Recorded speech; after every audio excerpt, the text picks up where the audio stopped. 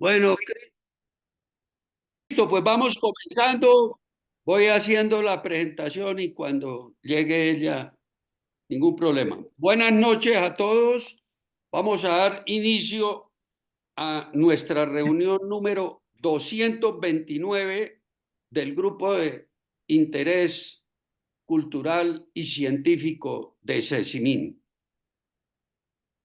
Esta reunión está citada para el 24 de noviembre a las 6 de la tarde. Reforma a la salud. Y nos hacemos la pregunta, un nuevo proyecto de ley, ¿esta es la solución? Hoy están invitados la doctora Olga Lucía Velázquez, miembro de la Cámara de Representantes de la Comisión Cuarta, el académico Germán Redondo, y de moderador está el doctor Fernando Salgado. Me voy a permitir leer algo importante de quién es la doctora Olga Lucía Velázquez. Ella es ingeniera industrial de la Universidad Antonio Nariño, tiene una maestría en desarrollo rural de la Universidad Javeriana y estudios en evaluación financiera, económica y social de la Universidad de los Andes, gerencia en la calidad de los servicios de salud, la Universidad del Bosque en Bogotá. Actualmente cursa una maestría en salud mental y comunitaria de la Universidad del Bosque. Simplemente me voy a referir a dos cosas muy importantes de la doctora Olga Lucía. Durante los años 2014 a 2018, fue representante a la Cámara por Bogotá por el Partido Liberal. Desde el año 2022 hasta el 2026, es representante a la Cámara por Bogotá por el Partido Alianza Verde y actualmente está en la Comisión de Finanzas o Económica Cuarta del Congreso de la Cámara de Representantes. ¿Quién va a ser el otro ponente hoy? El académico Germán Redondo Gómez. ¿Quién es Germán Redondo? Germán es médico cirujano de la Universidad Industrial de Santander en Bucaramanga, especialista en obstetricia y ginecología de la Universidad Nacional de Colombia. Tiene un diplomado en seguridad social para directivos en la Universidad Jorge Tadeo Lozano. Germán fue asistente y asociado con experiencia de profesor de más de 20 años en la docencia en pre y posgrado en la Universidad del Bosque, Bogotá, y fue decano del programa de medicina de la Universidad Antonio Nariño en Bogotá. Germán fue miembro del Consejo Nacional de Seguridad en Salud por 10 años. Germán se ha desempeñado como asesor médico del Ministerio de Salud, de la Defensoría del Pueblo y más recientemente del secretario de Salud Distrital de Bogotá. Actualmente Germán es magistrado del Tribunal de Ética Médica de Cundinamarca. Es miembro de número de la Academia Nacional de Medicina y coordinador de la Comisión de Ética de la Academia Nacional de Medicina y del Comité de Asuntos Legislativos. ¿Quién es?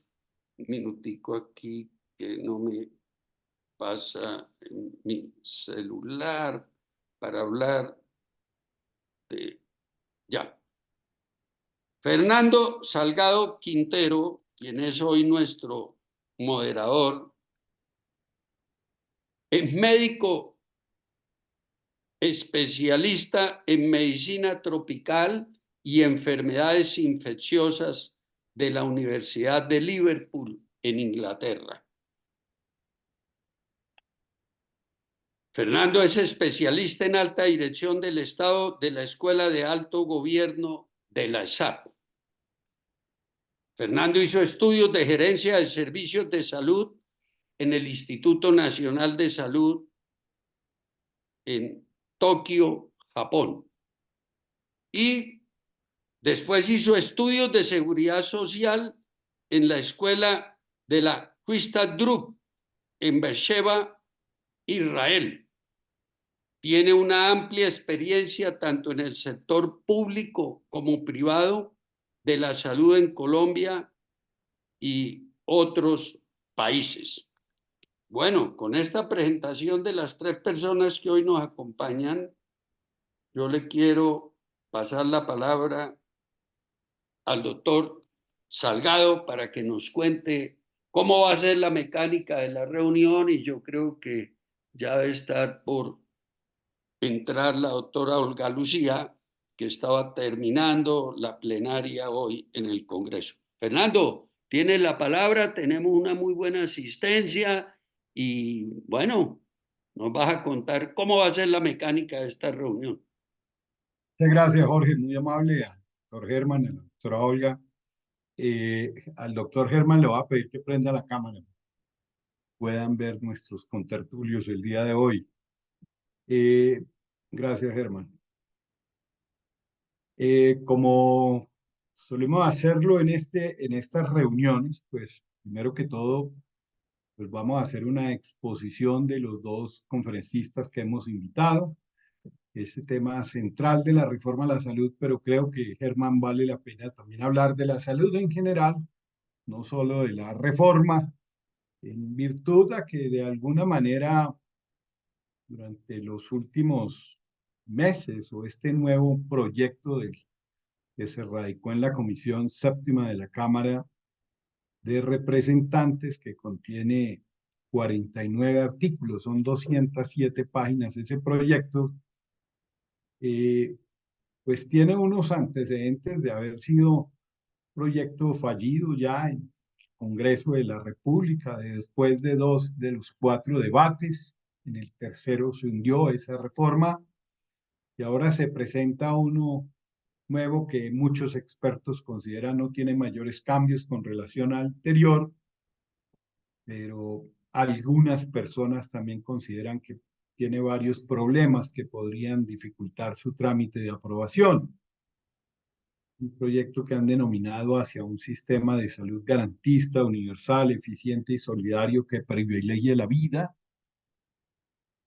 Menciona, también es un tema que muchas personas se han referido, que se dice que fue ampliamente concertado, pero muchos dicen que no lo concertaron con ellos, y pone una serie de condiciones que para otras personas no son muy claras, en el sentido, por ejemplo, de que se deben saldar las deudas corrientes faltando recursos y una UPC deficitaria, y de otra parte en el sentido de que el Estado no honra las deudas que tiene hoy día con muchas entidades del sistema que aún se adeudan.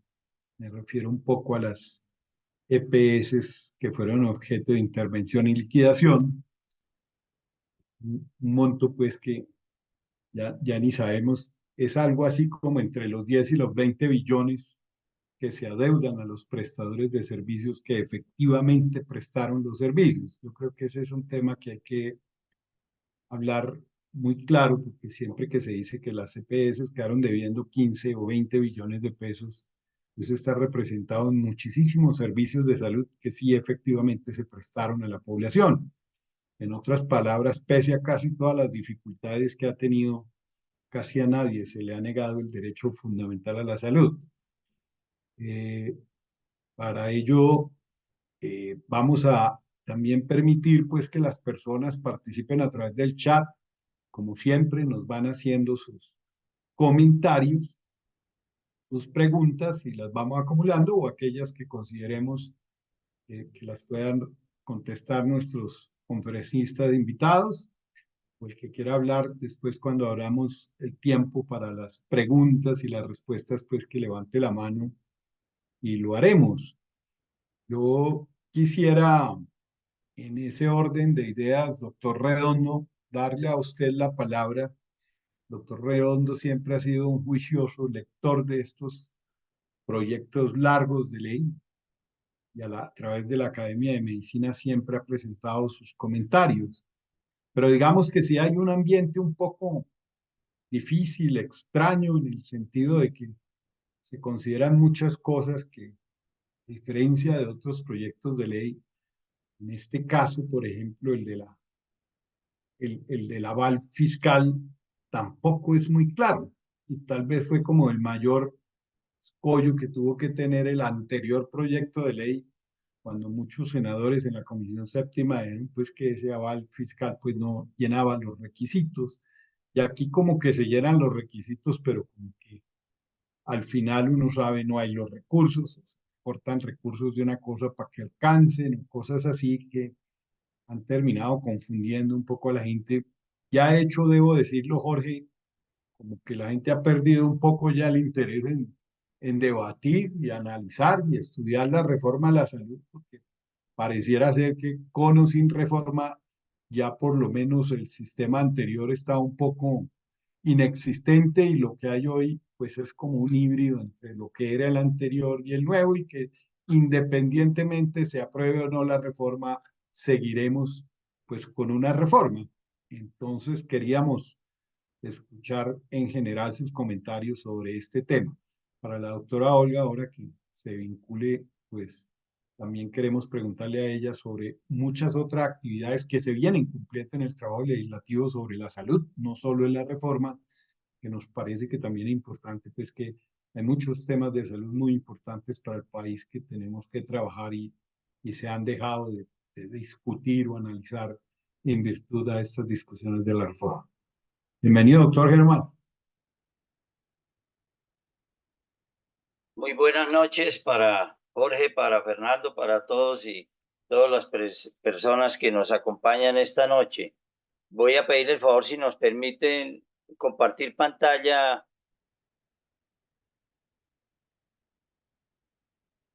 para iniciar con una presentación. Ya lo puede hacer, doctor. ¿Ya la están viendo? Sí, Germán. Bueno, vamos a ponerle en modo de presentación. Espero que ya la estén viendo. Ya se ve. Sí, señor. Bueno, como bien lo dijeron en la introducción, el viernes 13 de septiembre de 2024 se presentó en la Cámara de Representantes, Comisión Séptima, el proyecto de ley 312, por medio del cual se transforma el sistema de salud en Colombia y se dictan otras disposiciones. Con esto ya son 4 proyectos de ley que están en el Congreso de la República a consideración, 4 proyectos de ley, de los cuales tenemos 2 proyectos de ley estatutaria radicados en la Comisión Primera de Senado, uno de Cambio Radical y otro de Centro Democrático.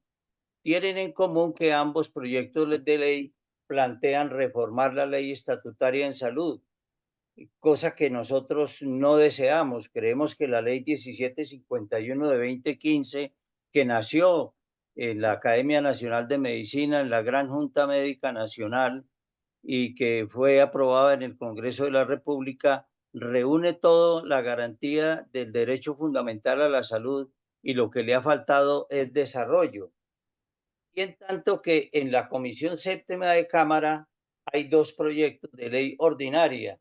Uno, el proyecto de ley 135 de 2024, que fue el que nació de la Gran Junta Médica ampliada hoy a 21 organizaciones médicas y de profesionales de la salud que representan la mayor representación médica y de profesionales de salud del país. Y es un proyecto que busca reorganizar el sistema general de seguridad social en salud y desarrollar la ley estatutaria en salud. Y el proyecto de ley 312, también en Cámara de Representantes, que presentó el señor ministro de Salud, busca transformar el sistema general de seguridad social en salud y también toma como base el derecho fundamental a la salud y la ley estatutaria en salud. Estos 2 proyectos se presentan en el marco de una crisis general de la salud que tiene 2 componentes.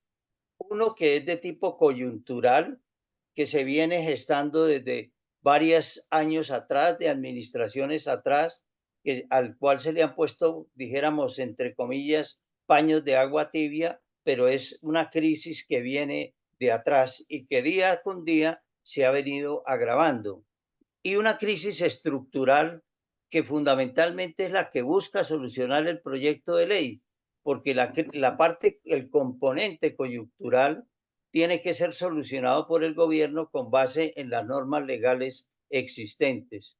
Y la crisis estructural es la que busca solucionar el proyecto de ley para que en el futuro no se vuelva a presentar las causas que están motivando la crisis actual. Perdóname, Heidi, pero es que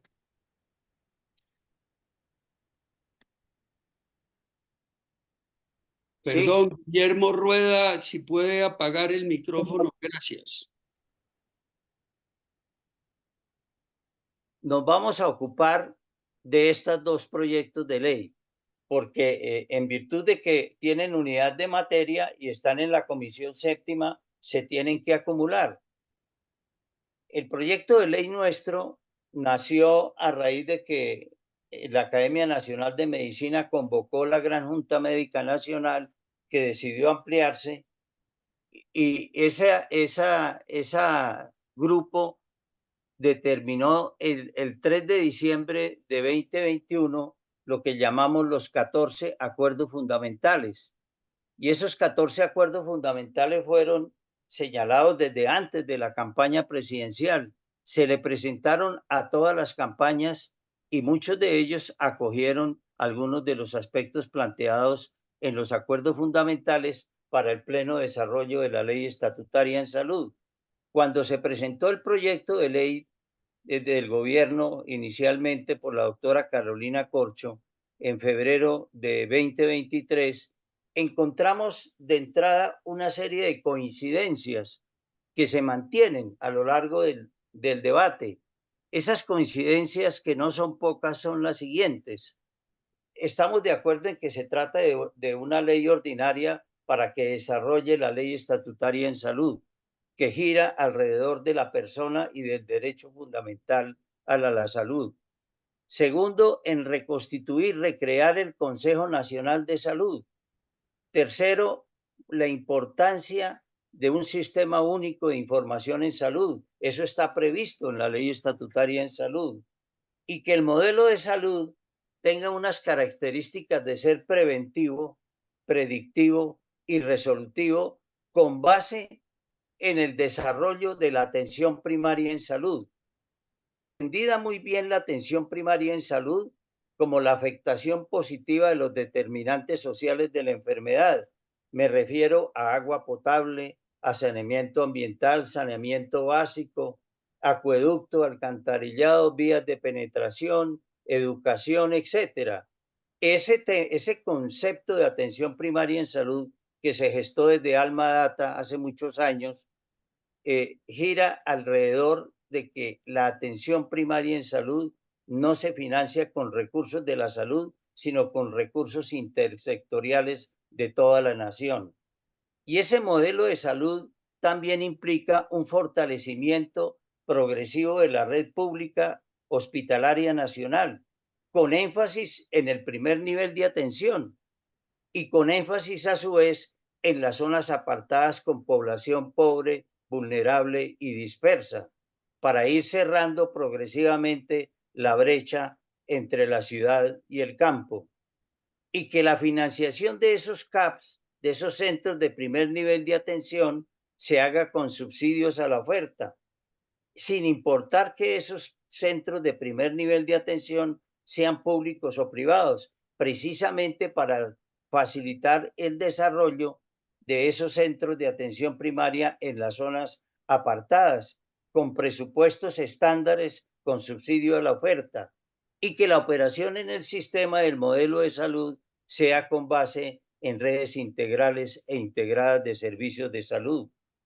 También estaba incluido en nuestros 14 acuerdos fundamentales y en los dos proyectos de ley hoy en día el giro directo de la ADRES a los prestadores de servicios de salud y a los proveedores autorizados sin situación de fondos en las gestoras de salud, como se les denomina en los dos proyectos, a las actuales empresas promotoras de salud EPS.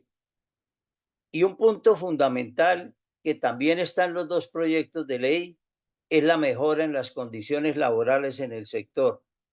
Esas régimen laboral especial que desde hace años hemos venido solicitando los trabajadores sanitarios debe respetar la carrera administrativa, debe incorporar progresivamente a las plantas de personal las personas que hoy están vinculadas por contrato de prestación de servicios o por diferentes mecanismos de tercerización, empezando por los más antiguos hacia los más recientes. Y algo muy importante para nosotros es el respeto a la autonomía de los profesionales de la salud. Pero también tenemos puntos de vista diferentes. Nosotros nos hemos reunido varias veces después de que lanzamos el proyecto de ley con el señor ministro de Salud y con los viceministros y sus asesores técnicos, no antes, pero sí después de que lanzamos nuestro proyecto de ley, y hemos hecho varias reuniones y por lo menos estamos de acuerdo en qué estamos de acuerdo y también estamos de acuerdo en qué no estamos de acuerdo. Y tenemos puntos de vista diferentes. ¿Por qué razón? El proyecto del gobierno nacional transforma el sistema general de seguridad social en salud en un sistema de salud basado en el aseguramiento social. El aseguramiento social, según lo interpreta el proyecto de ley 312 del gobierno nacional, implica la protección pública, única, universal y solidaria. ¿Esto qué quiere decir? Que habrá que el aseguramiento social será 100% estatal en el aseguramiento, no en la prestación de los servicios de salud. Y por tanto, no habrá aseguramiento individual, como hoy se hace a través de las EPS. Las gestoras de salud y vida, como se denominarán a las actuales EPS, no afiliarán. Al contrario, los centros de atención primaria asumen la función de adscribir la población en su área de influencia. Las gestoras de salud y vida, entonces, no tendrán funciones propias del aseguramiento. Y por esa labor de coordinación, de colaboración, de participación, que son los verbos que se utilizan en sus funciones, se les compensa con el 5% del valor de la UPC, más un 3% adicional. Nosotros consideramos que por hacer poco se les reconoce mucho. Las gestoras de salud y vida no contratan, no tienen esa función de contratación que hoy tienen las EPS. Las gestoras de salud y vida, según el proyecto de ley 312, hacen auditoría de las facturas de los prestadores de servicios para autorizar para que pague la ADRES. Es decir, básicamente las gestoras se convierten en unas auditoras.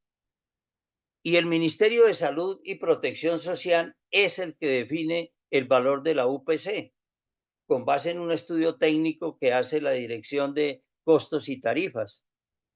Y el Consejo Nacional de Salud es un consejo fundamentalmente asesor. En tanto que el proyecto de ley 135, que fue presentado por 9 parlamentarios que se denominan la bancada independiente, pero que nació en el grupo de acuerdos fundamentales, reorganiza el sistema general de seguridad social en salud y crea un sistema de salud basado en el aseguramiento mixto.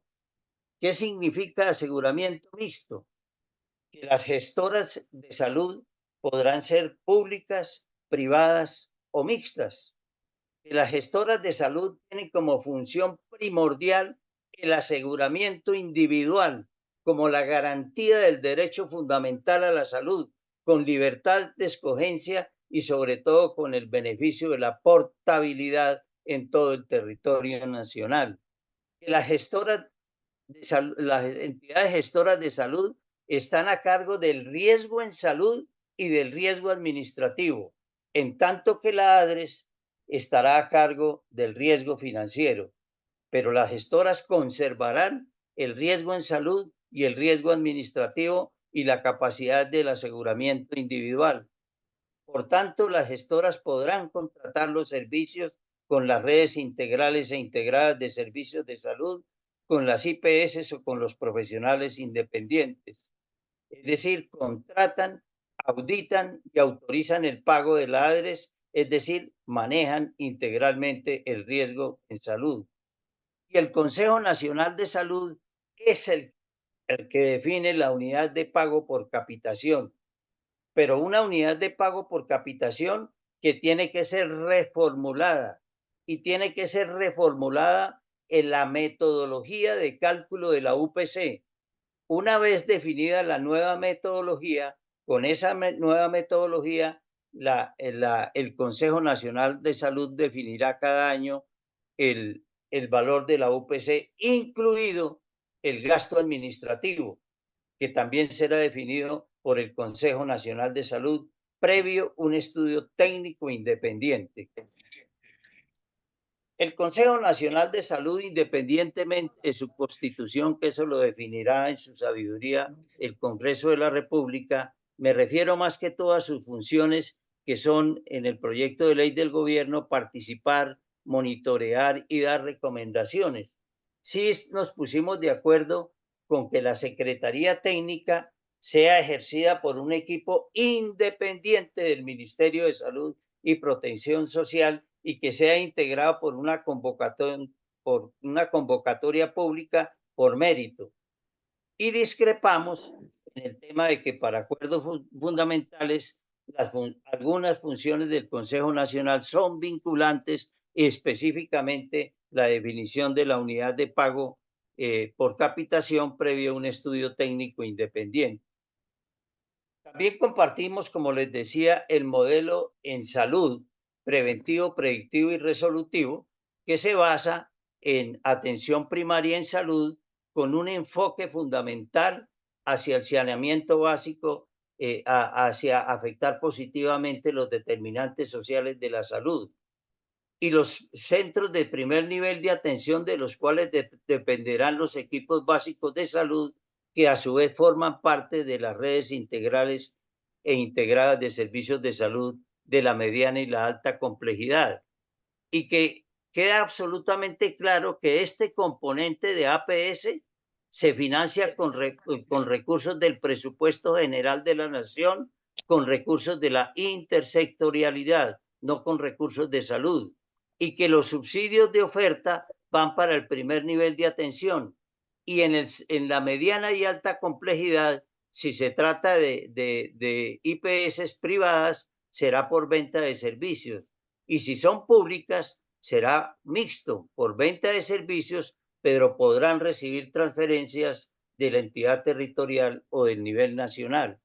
Y en nuestro proyecto aclaramos un artículo específico donde se plantea un fortalecimiento de la red pública programada a 10 años, un plan nacional a 10 años presentado por el Ministerio y aprobado por el Consejo Nacional de Salud, con recursos diferentes a los destinados al aseguramiento. En cuanto a la organización de las redes, en el proyecto del gobierno, el proyecto de ley 312, realmente no encontramos claridad.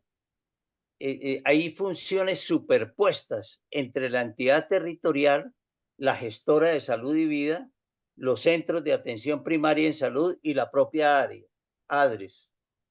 El ministerio reglamenta, habilita y autoriza las redes.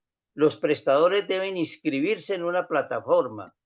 Las entidades territoriales, las gestoras deben desarrollar mecanismos de coordinación y se crea unas unidades zonales de planeación y evaluación para que hagan lo mismo que hacen las entidades territoriales, lo cual sinceramente consideramos con mucho respeto que se trata de una burocracia innecesaria. Por eso nosotros en nuestro proyecto definimos las funciones concretas de cada estamento. El ministerio reglamenta el marco jurídico, crea el sistema de referencia y contrarreferencia, la organización y operación de las redes, para lo cual cuenta con 6 meses. La Superintendencia Nacional de Salud es la que habilita, vigila y hace la inspección, vigilancia y control de las redes como el conjunto. La entidad territorial hace las habilitaciones individuales de las IPS y hace la vigilancia y control de las IPS de su territorio, como hoy sucede. Y la entidad gestora de salud hacen acuerdos de voluntades, contratan con las redes, con las IPS, auditan y autorizan el giro directo que lo hará la ADRES. Es decir, fijamos a cada estamento una función concreta. Miren ustedes, por ejemplo, cómo plantea el proyecto de ley 312 el mecanismo de pago a los prestadores de servicios de salud. La IPS debe registrarse y certificarse como integrante de la red ante el ministerio, aceptando las condiciones que el ministerio imponga en la reglamentación, aceptando el sistema público único de información en salud y el sistema de tarifas y formas de pago.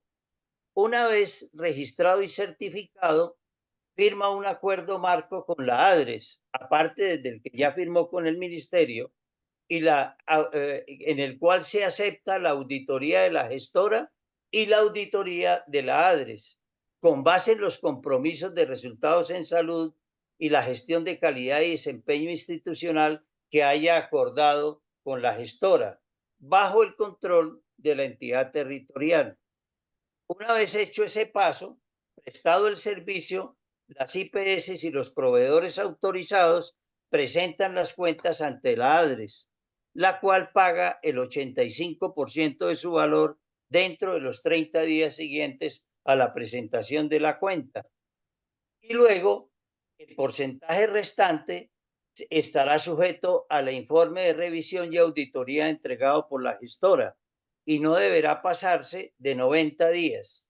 Si las glosas que hace la gestora son superiores al 20%, habrá una investigación de la Superintendencia Nacional de Salud, lo cual, sinceramente, nos parece bastante complejo. La idea era más bien simplificar para imprimirle celeridad al flujo de recursos. En cuanto a los centros de primer nivel de atención, como lo llamamos nosotros, para no confundir con el concepto de atención primaria en salud, el proyecto del gobierno lo llama Centros de Atención Primaria en Salud. Son una unidad polifuncional de carácter público, privado o mixto de base territorial de las redes. Junto con los equipos de salud territorial, constituyen el primer contacto de la población con el sistema de salud.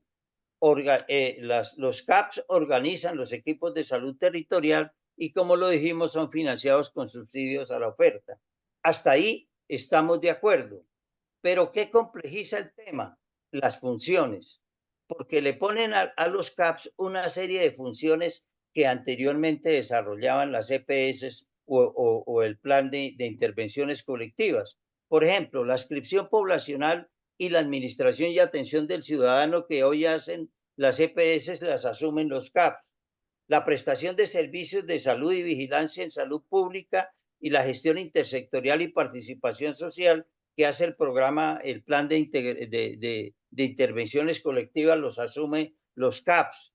Hacen la articulación con la gestora y una función que generó mucho debate en el proyecto de ley que se archivó en tercer debate en la Comisión Séptima de Senado, que se mantiene, es que en conjunto con la entidad territorial, los CAPS asumirán las funciones asignadas a las gestoras de salud y vida en las zonas del territorio nacional donde éstas no tengan presencia, es decir, en los antiguos territorios nacionales fundamentalmente. Esta diapositiva es tomada de la exposición de motivo del proyecto de ley 312 del gobierno, donde hacen énfasis en lo siguiente: en los 30 años de vigencia de la ley 100, se han autorizado 157 EPS.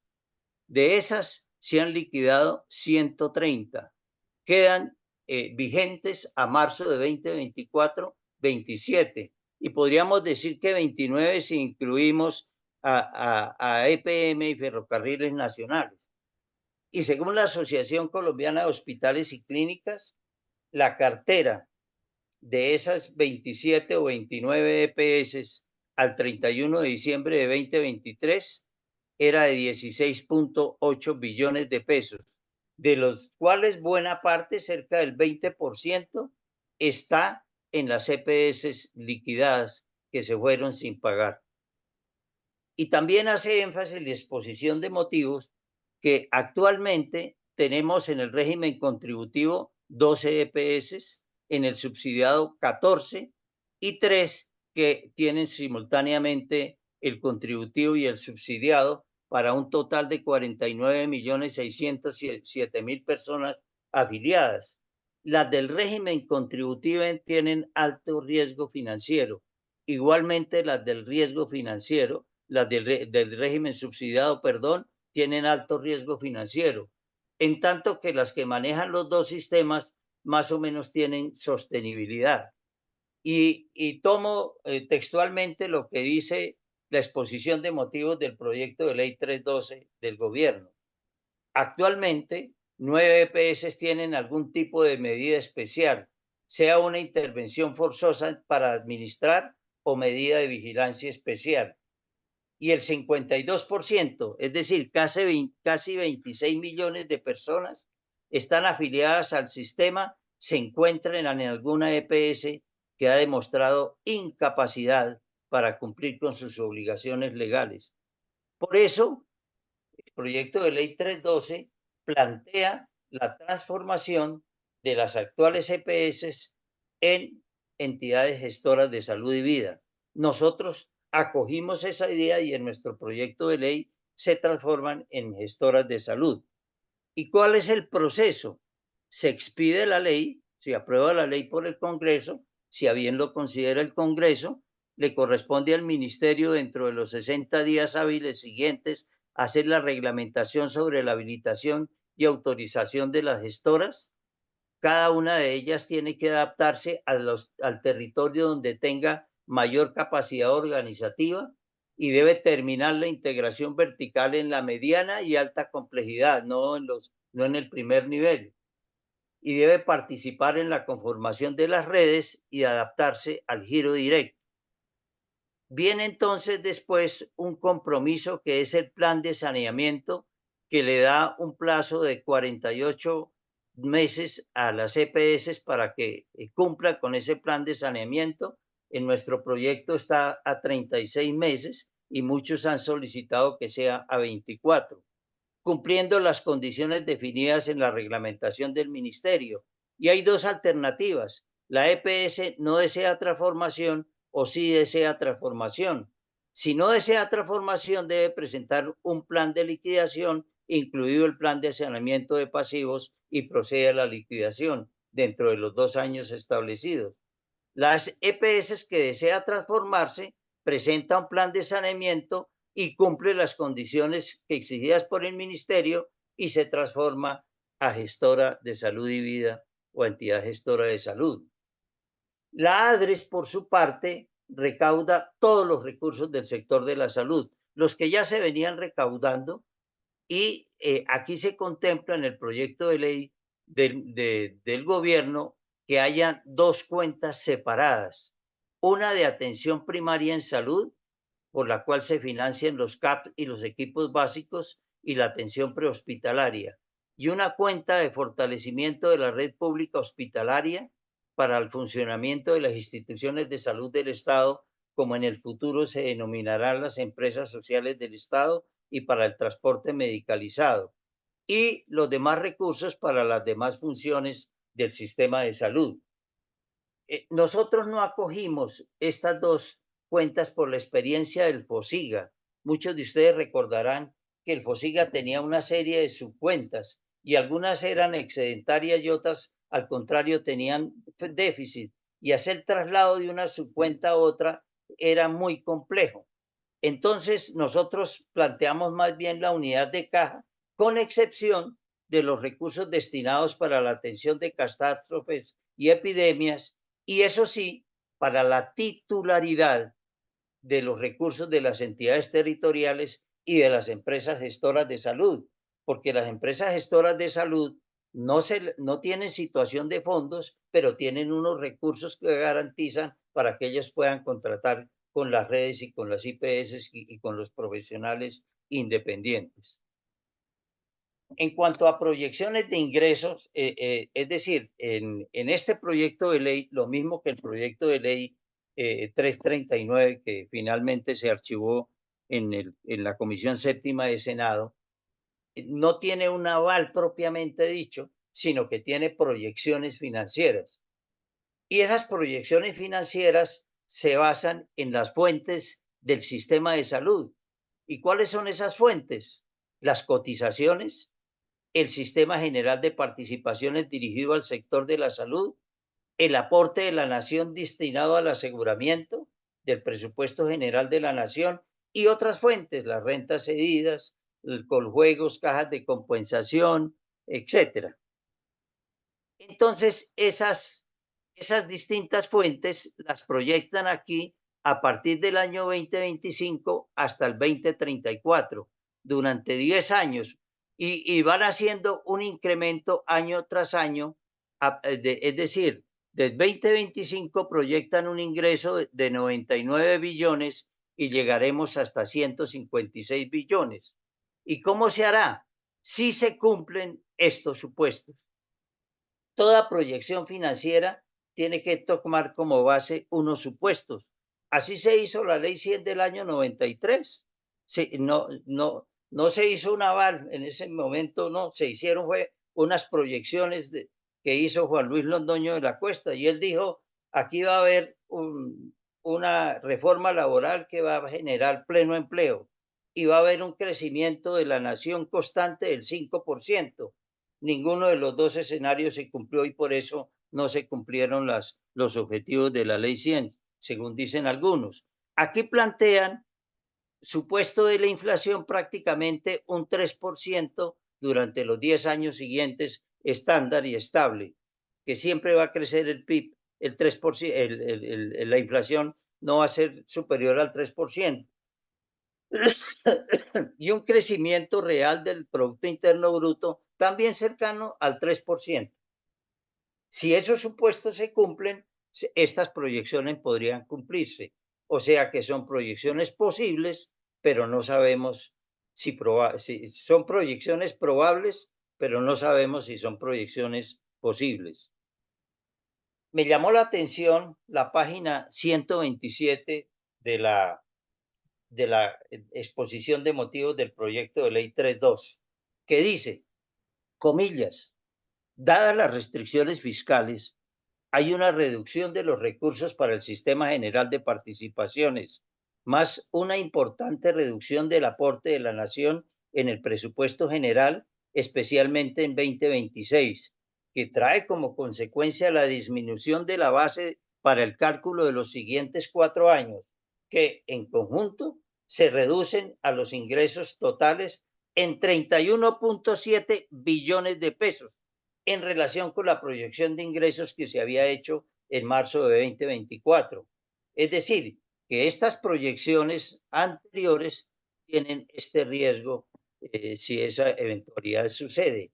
En todo caso, y de manera responsable, pienso yo, dice que se podrán ejecutar los recursos de acuerdo con las disponibilidades presupuestales. Es decir, si no hay disponibilidad presupuestal, pues no se podrán ejecutar los programas o hasta que no exista esa disponibilidad presupuestal. Y con base en esas observaciones, elaboran unas sendas, las sendas de gastos y de ingresos.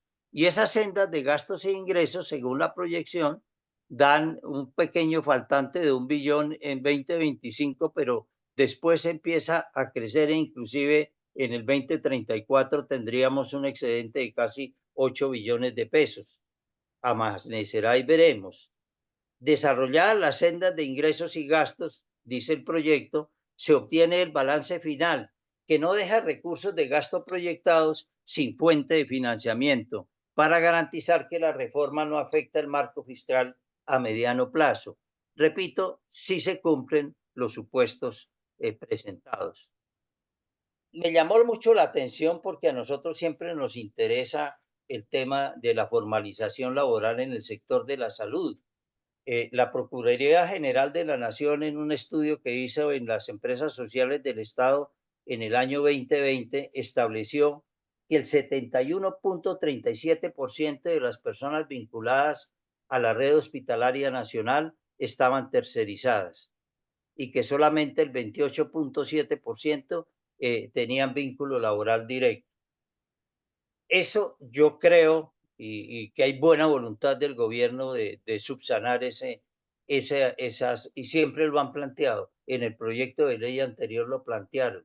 Pero me preocupa mucho lo que dice la página 104 del proyecto de ley del gobierno. Dice, comillas, el costo de formalización del talento humano se encuentra incluido en el pago de los servicios de salud. Por lo tanto, no son costos adicionales.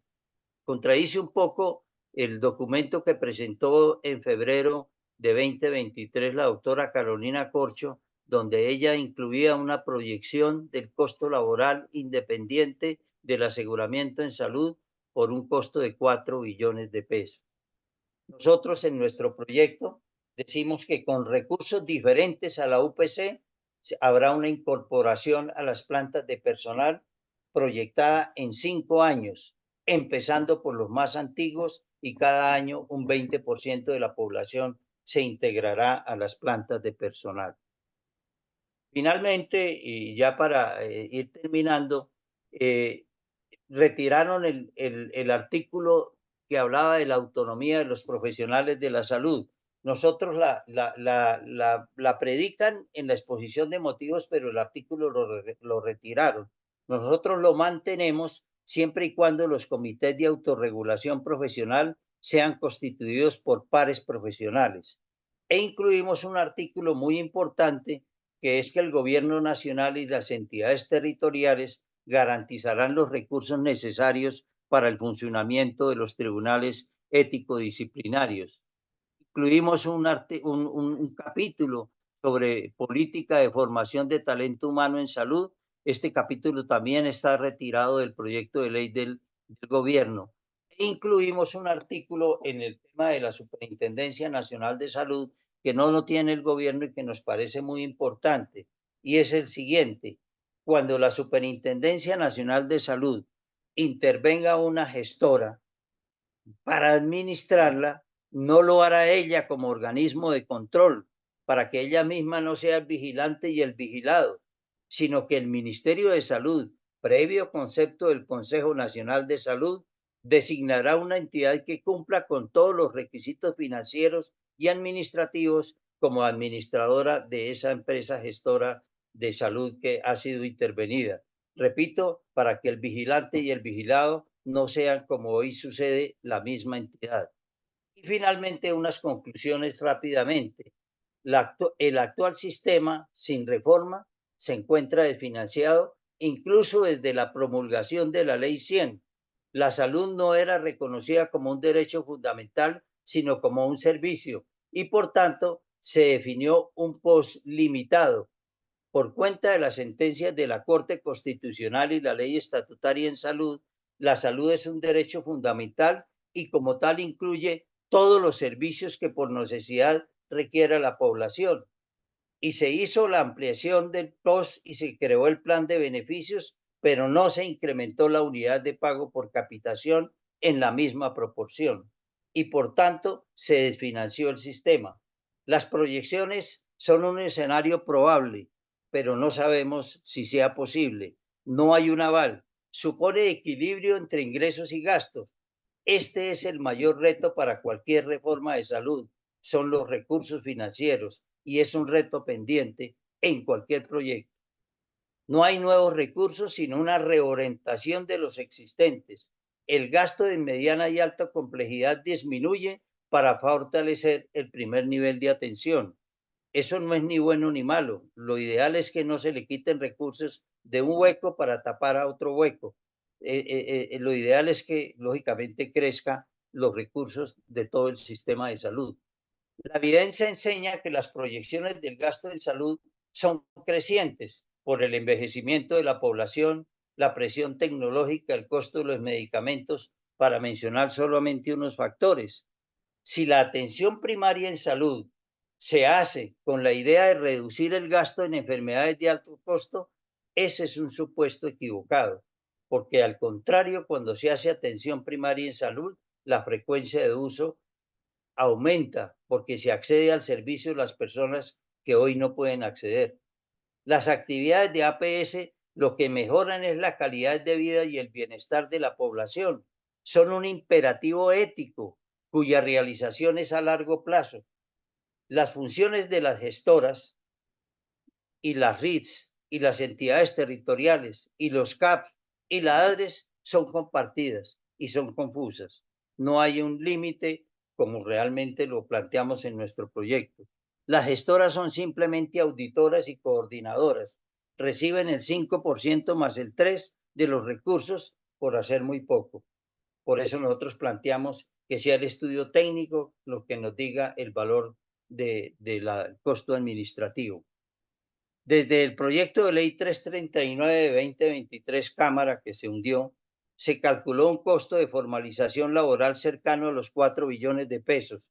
Ese gasto no está proyectado, como no está proyectado el gasto de los servicios sociales complementarios en el proyecto de ley 312. Y por tanto, invitamos, y eso es el escenario que esperamos que se dé en el Congreso, en la Comisión Séptima de Cámara, en la Comisión Séptima de Senado y en las plenarias. Primero, ampliar la concertación a todos los sectores. Afortunadamente, el proyecto no viene con mensaje de urgencia y va a permitir el debate. Y plantear nuevas fuentes de recursos. Nosotros planteamos nuevas fuentes de recursos. Por ejemplo, destinar a la salud del presupuesto general de la nación un porcentaje creciente anual en términos reales, que no pueda disminuir. Destinar a la salud el recaudo de los impuestos saludables considerados en el título quinto de la ley 2277 de 2022, que hoy van al recaudo nacional. Declarar exentos de IVA los medicamentos, insumos y tecnologías básicas de uso en el sistema de salud. Modificar el artículo 47 de la ley 715 para orientar recursos de salud pública a salud pública y a los subsidios de oferta para facilitar la financiación del primer nivel de atención. Y tenemos dos temas que planteamos al debate. Uno es derogar el artículo 31 de la ley 1607 de 2012. Recordarán quienes me escuchan que ese artículo es el que eximió a los empleadores de pagar seguridad social para sus trabajadores por menos de 10 salarios mínimos, y eso lo asumió la nación. Si se deroga ese artículo, ingresarían recursos que no son recursos de la nación, sino lógicamente de los empleadores.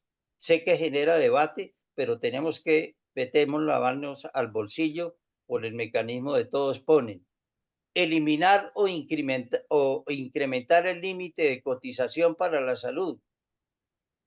La definición de solidaridad es que cada quien aporta según su capacidad económica y recibe el beneficio según su necesidad. Vieja definición.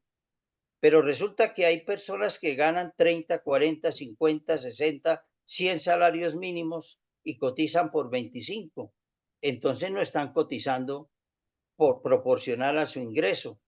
Para que un trabajador de un salario mínimo aporte lo que le corresponde a aportar, es muchísimo más duro que si alguien que gana 50 salarios mínimos cumple con la cotización del sistema. Por eso planteamos eliminar o incrementar el límite de cotización para salud de 25 salarios mínimos legales. Muchas gracias. Muchas gracias, doctor Germán.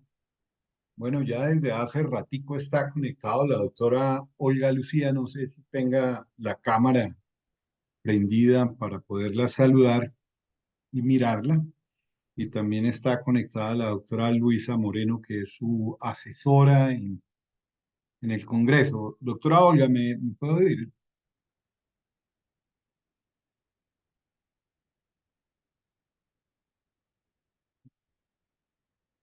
Perdón.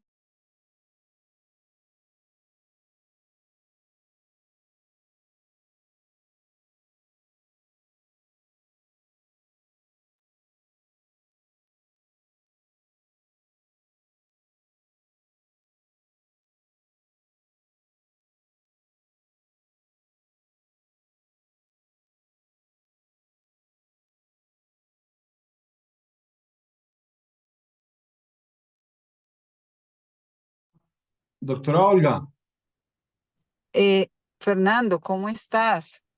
hola Olga, ¿cómo está? Ahora sí te veo, estabas perdida ahí. Ahora sí está un poquito oscuro aquí, ahí ya. Ay, María.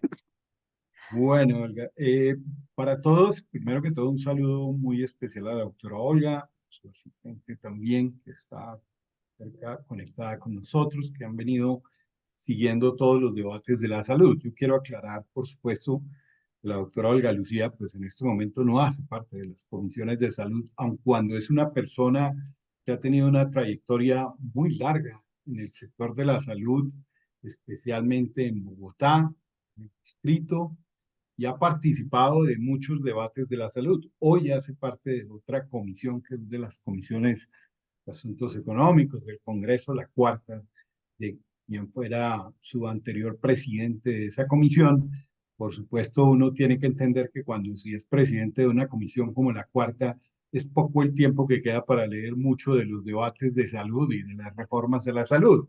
La información que la doctora Olga tiene es la información general del Congreso de la República, pero no en vano ha dejado de trabajar en los temas de salud y a pesar de eso, en poco tiempo ha venido trabajando un proyecto de ley de salud mental muy importante para el país, que también esperamos nos haga algún comentario con relación a ese importante proyecto. Y quería pues como transmitirle algunas inquietudes que de pronto sí tienen que ver con la Comisión Cuarta y con el tema y es el financiamiento de la salud y lo que se ha presentado por parte del gobierno en el proyecto de ley que tan de manera clara, concisa y resaltando los puntos más importantes lo ha hecho el doctor Germán Redondo. Y es un poco ese tema que tocaba Germán con relación al aval fiscal, que no pareciera como un aval fiscal en sí mismo, no sé si ese término pueda yo utilizarlo, pero se habla de que el aval se dice que las deudas de las EPS estén saneadas, que en 2 años todas las EPS se transforman, pero que tendrán que haber pagado todas las deudas. Se habla de que estén en unas deudas corrientes, pero hoy día cuando uno habla con unas empresas promotoras de salud especialmente intervenidas, ellos se refieren a las deudas corrientes desde la intervención para adelante, no las de atrás, donde hay una gran cantidad de deudas. Como lo mencionaba Germán, el tema del talento humano, es decir, con la misma plata hagamos toda esa justicia, ciertamente que hay que hacer con el talento humano, pero sin tener nuevos recursos, que se construyan los CAPS, pero sin incluir nuevos recursos, que se tengan que hacer recortes como en efecto se han hecho al presupuesto general de la nación, que son recortes importantes que no solo afectan al Ministerio de la Salud y a algunos programas específicos, sino también al Instituto Nacional de Salud y el INVIMA, que lejos de disminuir, ciertamente deberían incrementarse también esos recursos. En fin, una gran cantidad de preocupaciones que desde el punto de vista del presupuesto, que es como el debate hoy en el país y que entiendo que hace pocas horas pues no hubo un acuerdo para poderlo aprobar y seguramente lo podrá aprobar el gobierno, que de pronto también nos aclare esa duda que tenemos todos de qué va a pasar con la aprobación del gobierno, pues oíamos algunos parlamentarios que decían que lo tiene que aprobar pues por el monto que tiene y no con el faltante incluido, porque casi que obligaría de inmediato a hacer una reforma tributaria, cosas que no son muy claras. Y de otra parte decíamos, doctor García, que ya le hemos dado tantas vueltas en los últimos 2 años al debate de la salud que ya la gente ha perdido como las ganas de debatir, y mientras tanto se han venido produciendo una serie de cambios en el sistema. La doctora Olga, pues obviamente en este momento hay que aclararlo, hace parte de la bancada de gobierno y por supuesto que ha sido defensora de la gran mayoría de los proyectos como le corresponde siendo miembro de esa bancada, pero también es tal vez de las personas que es más sensata en entender los reales problemas de la salud. De hecho, hace poco tiempo tuvimos oportunidad de conversar sobre la importancia de tener algunas medidas para obtener liquidez en el sistema, que hoy tal vez es lo que más angustia y que más preocupa a la mayoría de hospitales, públicos y privados en el país. Así que, Olga, muchas gracias por tu tiempo. Sé que hace un esfuerzo, pues, especialmente hoy que hay plenaria y estás saliendo de la plenaria y sacas el tiempo para estar acá. Muchísimas gracias. Muchas gracias, Fernando, muchas gracias, Germán, y a todas las personas que se encuentran conectadas. De verdad que me encanta poder conversar con ustedes. Em, yo pues a Fernando y a Germán los conozco hace bastantes años y, y saben que una de mis grandes responsabilidades es la salud. Trabajé 10 años en el sector y conozco el sector, conozco sus debilidades, pero también sin recursos no se hace nada y por eso estoy en la comisión económica porque finalmente el presupuesto es el que mueve cualquier sector. Entonces, y eso no hace que me haya alejado de las discusiones en la Comisión Séptima, por ejemplo, para poder sacar el primer proyecto, estuve muy al frente de ese proyecto de ley. Sin embargo, pues yo creo que hubo terquedad en muchas partes y no se logró un acuerdo. Ahora, el proyecto que presentan, eh, pues yo creo que también tiene varias dificultades que, que hay que empezar a discutir a ver hasta dónde llegamos a consensos. ¿Qué problema veo yo en el tema de los acuerdos? Es que en las comisiones séptimas nosotros vamos a sacar ya la laboral de la plenaria. De hecho, mañana, desde las 9 de la mañana, vamos a estar en plenaria para adelantar el debate de la reforma laboral. Y una vez salga de la plenaria de Cámara, llega a la Comisión Séptima de Senado y no ha empezado el Senado a darle una discusión a la reforma a la salud. Entonces, pues vamos a ver cómo, cómo se dan esos tiempos de estas reformas.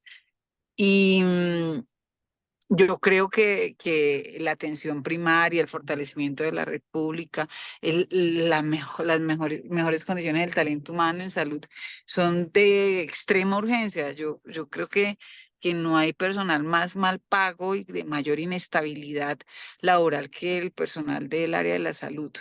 Y además ha cogido carrera que un médico para tener, un médico general para tener una vida digna tiene que tener 3, 4 empleos, no dormir durante 3 días, turnear, y eso no es normal. Es decir, lo normal es tener un empleo digno, estable, bien remunerado, y yo creo que eso hay que seguirlo trabajando muchísimo en el sector salud. Uno de mis temas que he liderado es la salud mental y y ya tenemos un proyecto que es el 014 que esperábamos hoy saliera de la Comisión Séptima de Senado. Nosotros ya pasó Comisión Séptima de Cámara, plenaria de Cámara, y está en Comisión Séptima de Senado. Estaba hoy en el orden del día, no logramos que llegáramos al punto 3 y esperamos que la próxima semana salga. ¿Por qué estamos haciendo ese proyecto aparte de salud mental? Estamos hablando de la salud mental a través de los determinantes sociales y, y desde el punto de vista preventivo. Hoy se ha hablado mucho del acceso a los servicios de salud mental, de psicología, de psiquiatría, eh, pero desde el punto preventivo no hemos logrado establecer acciones concretas en los diferentes ámbitos. Entonces el proyecto tiene eso: uno, un enfoque preventivo; dos, el tema de los determinantes sociales; tres, se crea una instancia de nivel directivo al interior del Ministerio de Salud, que podrían pensar que, pues, que eso no es relevante, pero en realidad sí lo es, porque hoy se tiene un referente dentro de salud pública y no es lo mismo para implementar una política pública y una ley, porque tiene una ley ya que la 1616, se requiere una instancia directiva.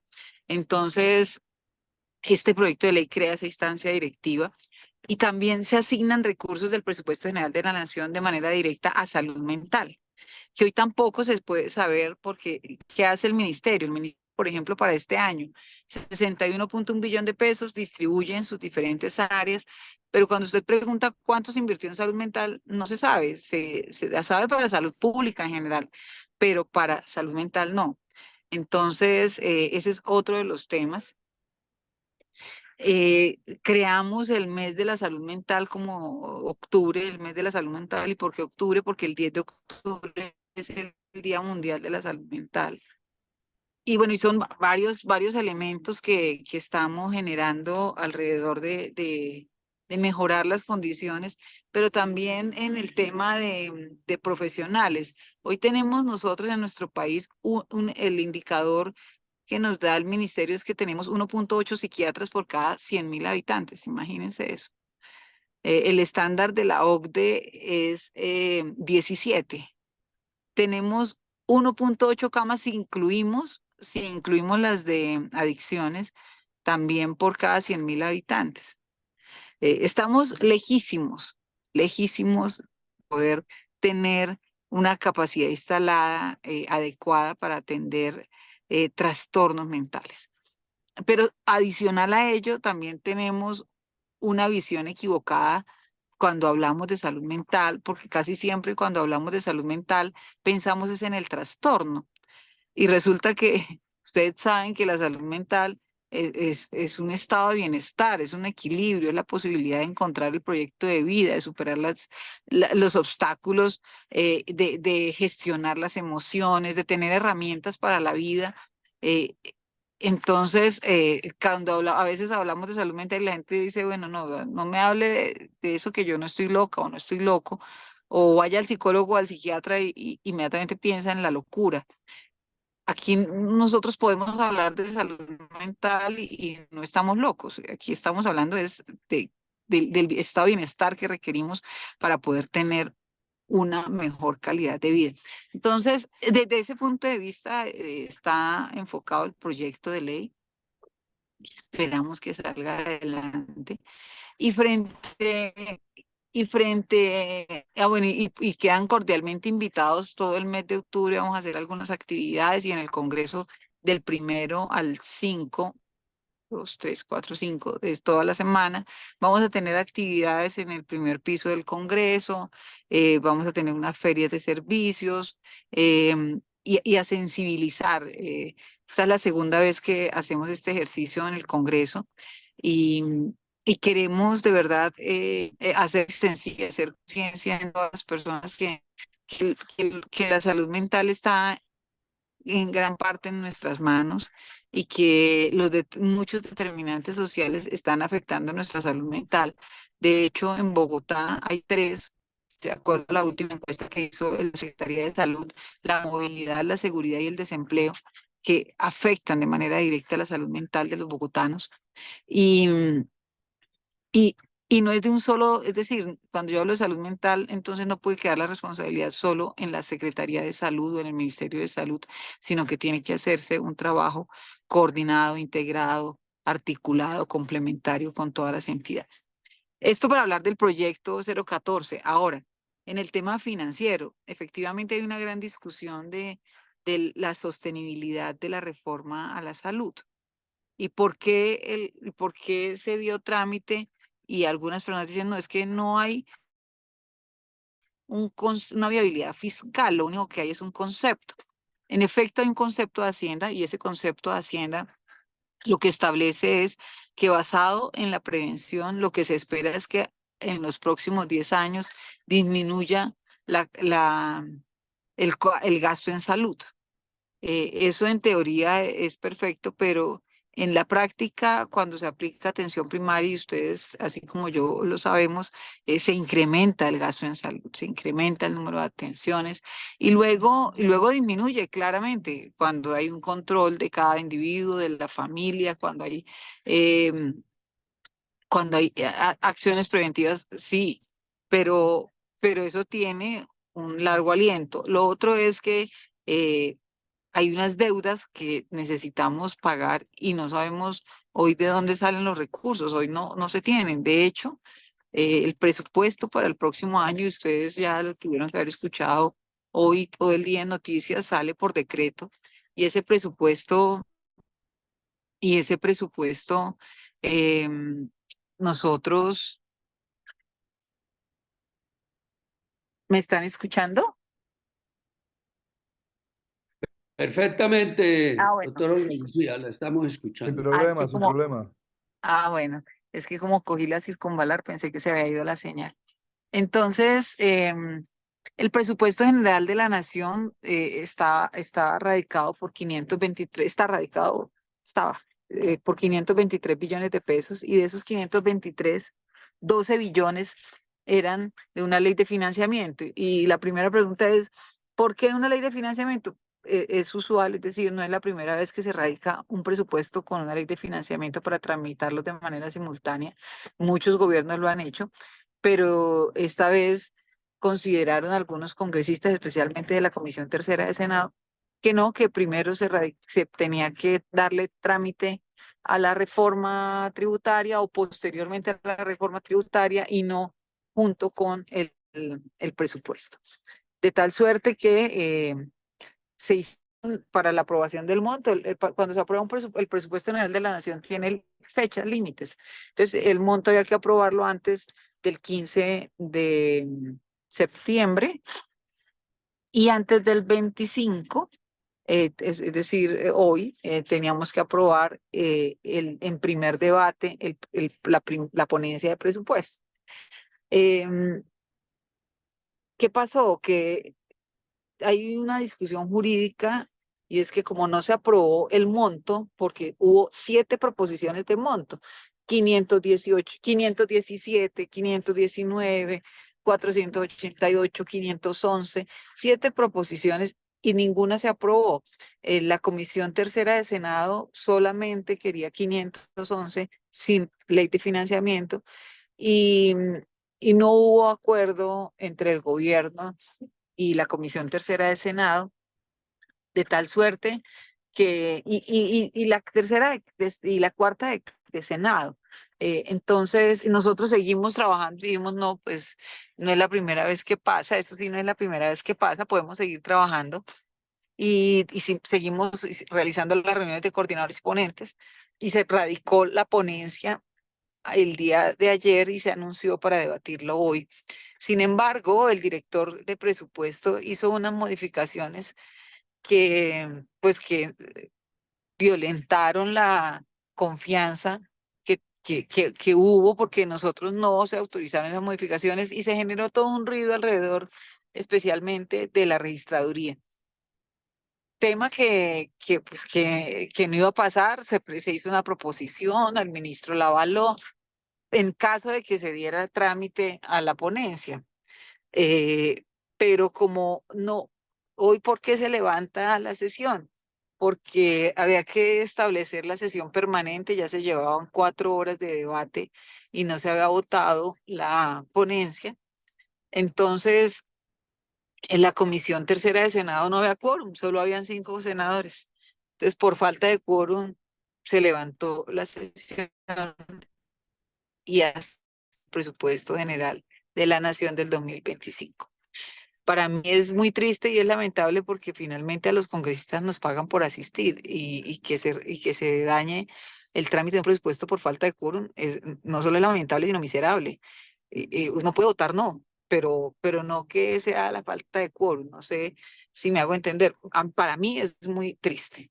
Pero ese fue el ejercicio. Las diferencias políticas también creo que son legítimas, de hecho son legítimas, pero que las diferencias políticas estén por encima de las necesidades de los territorios, ahí sí me parece que no.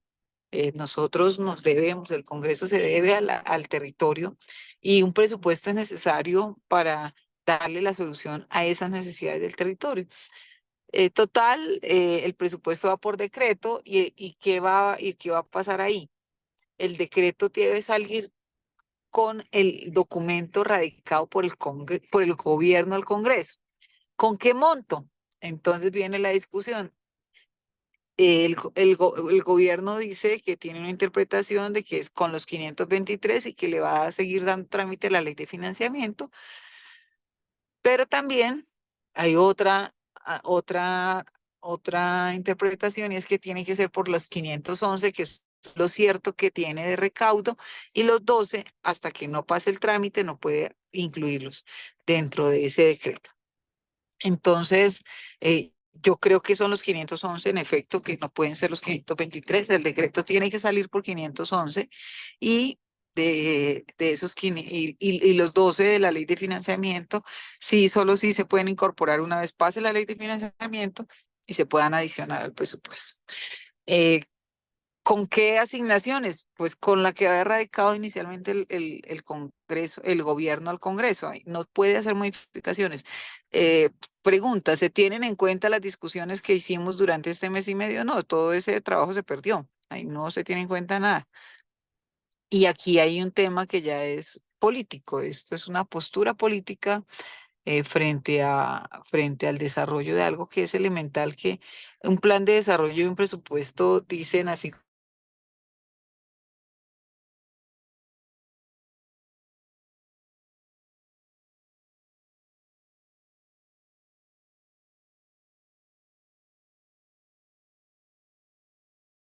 Saque el presupuesto por decreto es parte de esa radicalización que yo creo que se va a acentuar cada vez más de aquí hasta el 2026.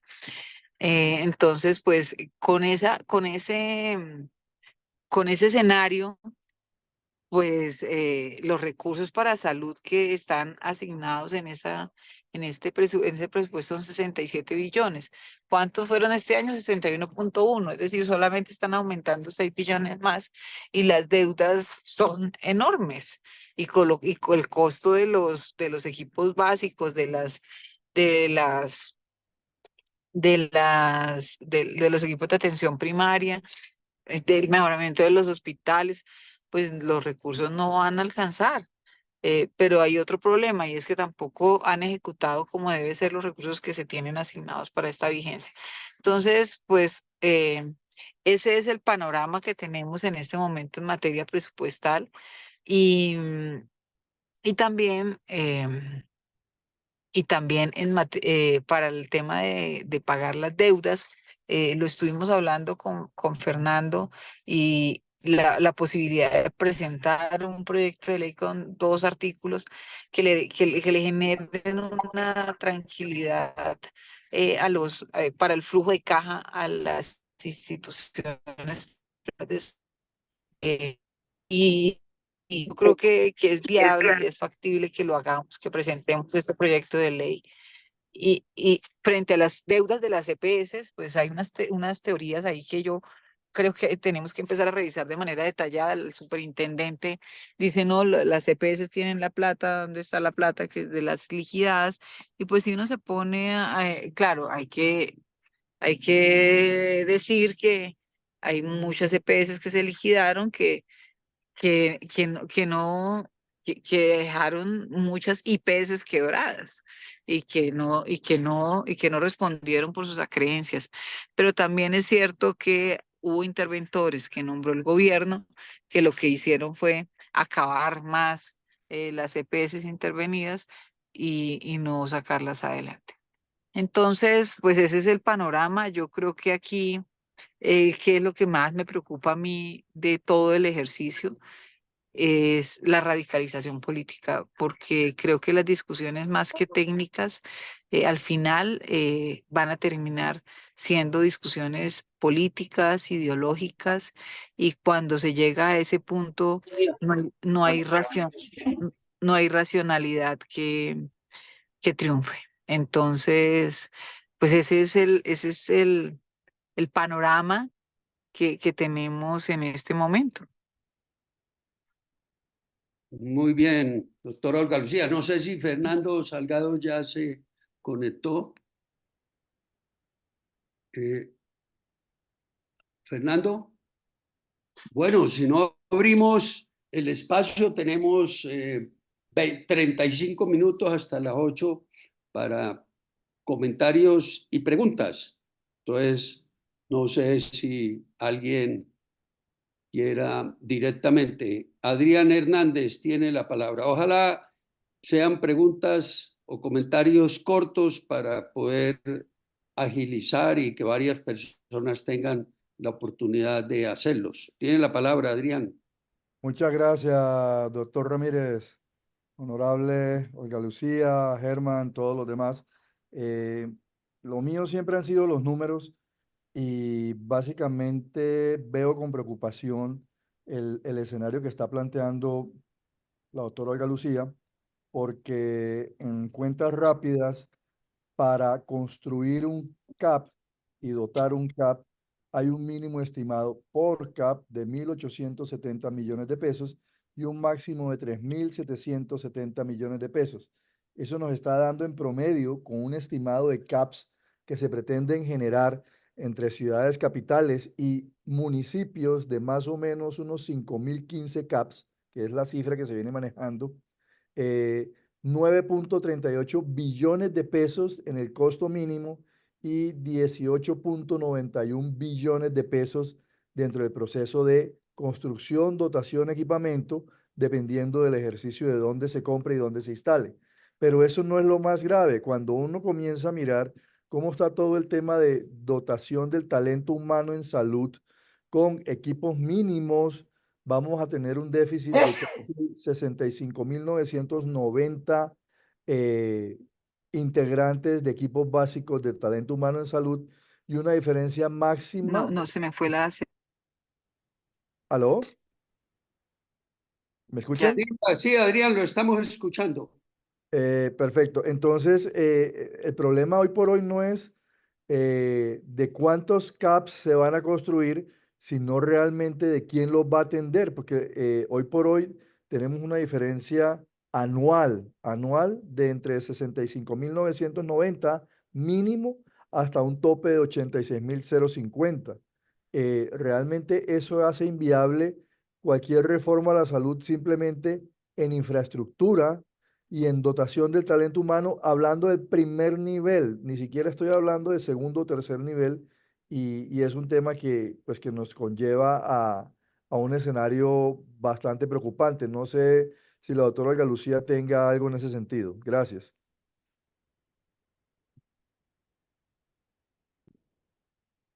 Tiene la palabra, doctora Olga Lucía. Pues miren, el tema de los CAPs, de cuántos CAPs se tienen que construir, por eso me refería a que el presupuesto que se asignó para salud para este año son 67 billones de pesos, solamente 5 más de lo que estaba. Y hay deudas por pagar, hay infraestructura por hacer, hay talento humano por formalizar y pues 6 billones de pesos adicionales cuando lo que tiene salud son gastos recurrentes permanentes, ¿no? No alcanzan. O sea, hoy no tenemos los recursos para eso. Yo que esa es una de las grandes debilidades de la reforma hoy y es la financiación. Esa es una realidad. Muy bien. La doctora Clemencia Mayorga pidió la palabra. La tienes. Gracias, doctor. Buenas noches a todos. Pues en el tema de financiación en acuerdos fundamentales estuvimos haciendo un análisis y nuestra preocupación es muy grande por dos razones, doctora Olga Lucía. La primera, porque el sistema está desfinanciado hoy. Nosotros estamos convencidos de que hay una desfinanciación tanto de la UPC como de los presupuestos máximos. El ministro salió hace 2 días y dijo que no hay cómo pagar presupuestos máximos 2024 ni lo que queda de deuda de 2023 y 2022. Pero adicionalmente a la desfinanciación actual, la reforma lo que hace es coger recursos que ellos llaman de la APS, del total de los recursos, imagínense ustedes este dato, pasan del 21% para atención primaria en salud, en donde incluyen los CAPS, al 28% del total de los recursos a 10 años, pero para la atención de mediana y alta complejidad, en cambio, los disminuyen en esa proporción del 79% al 72%. O sea que quiere decir que ellos están convencidos que la atención de mediana y alta complejidad a 10 años va a disminuir y quitan recursos de un lado para pasárselos al otro, pero eso no va a pasar porque todos sabemos que aunque en patologías específicas, doctora Olga Lucía, la atención primaria en salud puede disminuir gastos específicamente en ciertas patologías, en el total del sistema de salud, el envejecimiento de la población, las nuevas tecnologías, las innovaciones, más detección de cáncer, etcétera, etcétera, siempre van en incremento. Entonces aquí no hay plata. Y hacer una claridad para algo que Germán mencionó, pero que luego la doctora Olga Lucía también dijo algo. O sea, la reforma como está planteada tiene cero recursos para el tema de la formalización laboral. Cero. Entonces, aquí estamos dejando al personal de la salud nuevamente en la misma desgracia que ha venido sufriendo durante los últimos 30 años. Por eso nosotros, en acuerdos fundamentales, que sí estamos de acuerdo y queremos que haya una reforma, decimos sí, pero necesariamente tiene que haber nuevas fuentes de recursos. Se requieren nuevos recursos. Y dimos, y en la página de acuerdos fundamentales, ustedes pueden encontrar las diferentes fuentes que nosotros estamos planteando como propuesta, doctora Olga Lucía, y que quisiera oírla un poco frente a realmente esos nuevos recursos para el sistema de salud, entendiendo que estamos en una situación apretada económicamente para el país, pero de dónde pueden surgir, según usted, conocedora del tema, y cómo podemos hacer nosotros para lograr incidir en que esos nuevos recursos, incluso con reforma o sin reforma, esos recursos nuevos se requieren. Muchas gracias. Bueno, En la efecto, palabra, doctora Olga Lucía, y si Germán Redondo también después quiere complementar, bueno.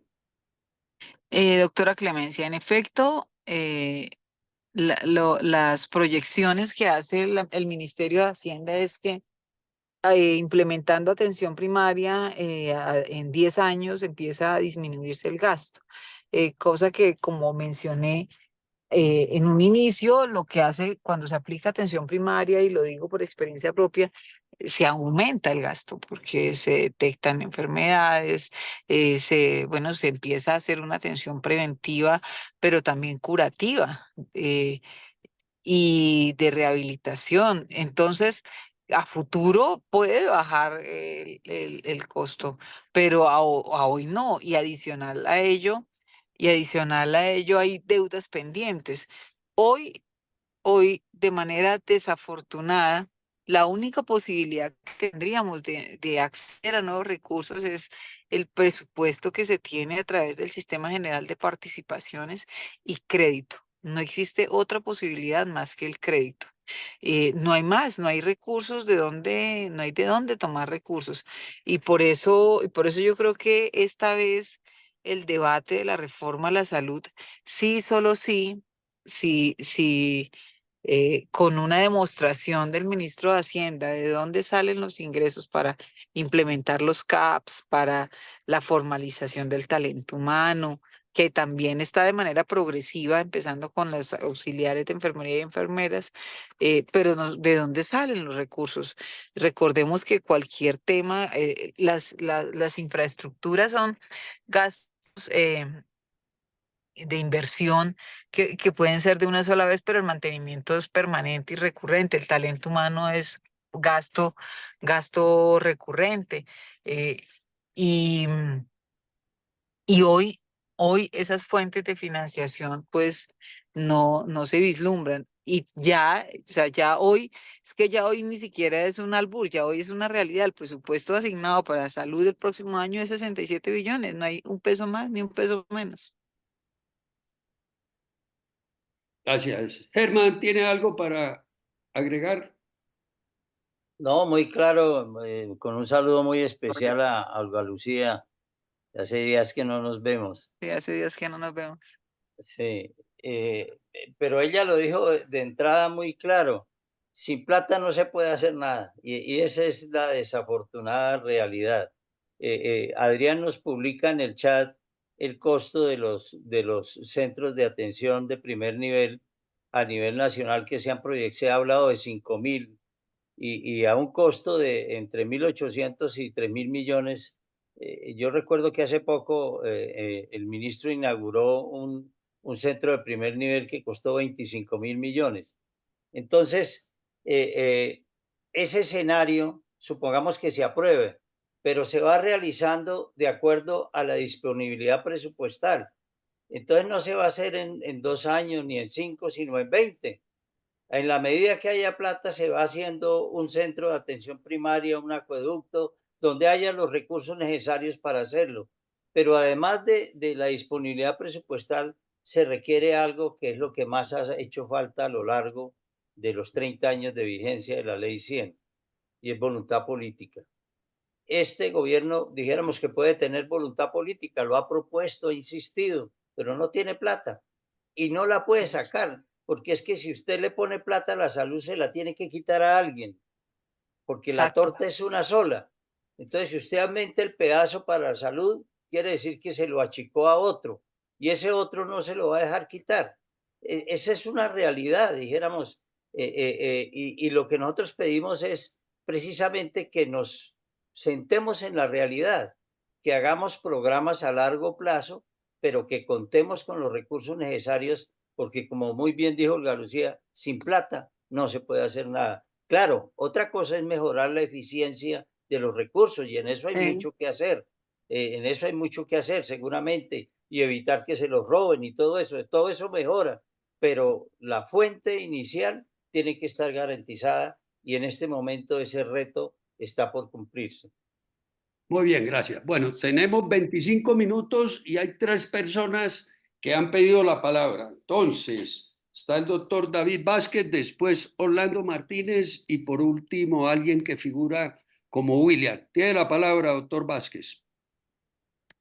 Muy buenas noches y muchas gracias a Jorge por la iniciativa de esta sesión. Pues la verdad es que uno siente un poquito, me ericé, como dice una reconocida actriz, ahora venida a jurado de música, al ver las cifras de los supuestos con los cuales el gobierno, específicamente el Ministerio de Hacienda y de Salud, hacen sus planes hasta el 2034. Esos supuestos, pues yo los veo muy endebles y no creo que tenga una sustentación firme para plantear una reforma de la salud con base en los supuestos financieros que Germán ha mostrado. Y también me ericé, como dice nuestra actriz, con las anotaciones certeras que hacen Adrián y que hace Clemencia en el sentido de que no hay plata, así de sencillo, y no hay seriedad, creo yo, al plantear estas reformas sin plata. Entonces todo se queda como en el aire. Pero es que el problema actual no es la reforma de la salud, es la crisis actual de la salud, es el hoy de la salud. Se están cerrando hospitales universitarios de altísimo nivel, están cerrando servicios, están echando al personal de salud altísimamente calificado, médicos especialistas y supraespecialistas, los están echando a la calle en un país con tantas necesidades. Estamos en medio de la tormenta. Entonces, a mí me parece que falta un poquito como de seriedad en esto, porque se dicen muchas cifras, muchos planes, muchos proyectos, muchos supuestos, pero en este momento estamos hundiéndonos en una crisis total en la salud y como médicos nosotros lo sabemos y como pacientes nosotros lo sabemos también. Y si a eso le añadimos que los presupuestos para ciencia e investigación, que supuestamente son lo que sustentan las actividades académicas que nos mueven, cada vez son más deteriorados y el del próximo año produce terronera. Ver cómo le están echando plata al presupuesto de ciencia e investigación, pues la verdad es que queda uno todavía más erizado, como dice nuestra reconocida actriz. Muchas gracias. Tienen la palabra Germán, Olga Lucía. No, Jorgito, pero yo quiero que Germán Redondo responda. Germán, El tiene la respeto que le palabra. tenemos a él en esto es mucho. Germán, ¿qué opinas de lo que hemos comentado? No, yo es que estoy completamente de acuerdo. La verdad no tengo que agregarle más a lo que usted muy bien expresó y con erizada incluida, porque esa es una realidad. El principal reto en este momento es el tema financiero y ahí se ha centrado todo. El debate en el proyecto de ley 339, que finalmente se hundió, también giró alrededor del tema financiero, porque no hay proyecciones, mejor dicho, hay proyecciones, pero no hay aval.